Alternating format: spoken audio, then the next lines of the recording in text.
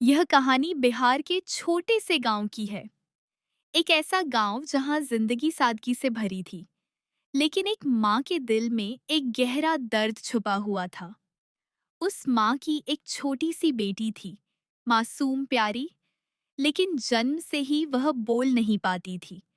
वो अपनी माँ को देखती, मुस्कुराती, कुछ कहना चाहती, लेकिन उसके होंठों से कोई आवाज नहीं निकलती थी।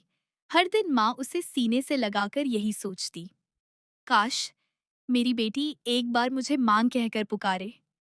उसकी आंखों में आंसू होते, लेकिन चेहरे पर मजबूरी की मुस्कान। गांव के लोग भी कहते, शायद ये कभी बोल नहीं पाएगी। लेकिन एक माँ का दिल को कभी हार नहीं मानता।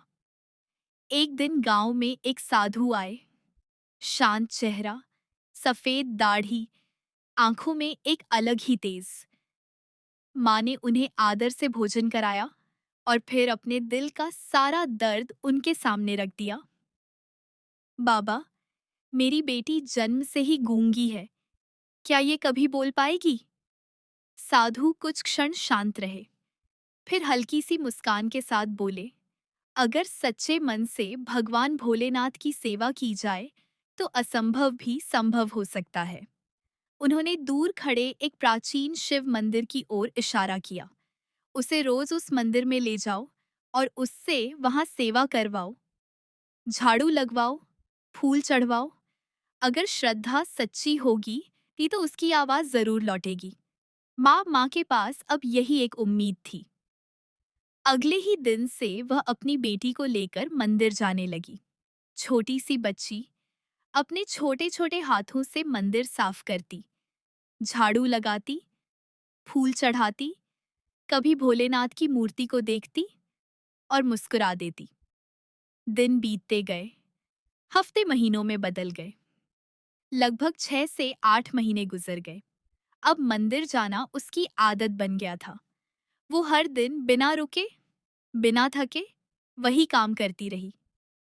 उसकी श्रद्धा में कोई कमी नहीं आई। फिर एक दिन माँ घर पर काम में लगी हुई थी और बच्ची अकेले ही मंदिर के लिए निकल गई। सुबह की हल्की धूप, शांत रास्ता, छोटी सी बच्ची अपने नन्हे कदमों से मंदिर की सीढ़ियां चढ़ रही थी। तभी अचानक उसका पैर फिसल गया।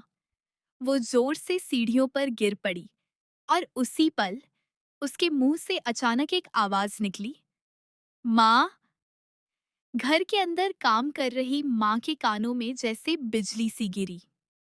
वो आवाज वही आवाज थी जिसका इंतजार वो सालों से कर रही थी। वो सब कुछ छोड़कर दौड़ पड़ी। दिल जोर जोर से धड़क रहा था। जब वह मंदिर पहुंची, उसने देखा उसकी बेटी जमीन पर गिरी हुई है। वो तुरंत उसे उठाने लगी। बेटी, क्या हुआ? और तभी बेटी ने उसकी तरफ देखा और कहा, माँ, मुझे दर्द हो रहा है। बस यही वो पल था। माँ की आंखों से आंसू रुक ही नहीं रहे थे। वो अपनी बेटी को सीने से लगाए बस रोती जा रही थी। जिस आवाज के लिए उसने ना जाने कितनी रातें जागकर बिताई थीं, आज वही आवाज उसके सामने थी।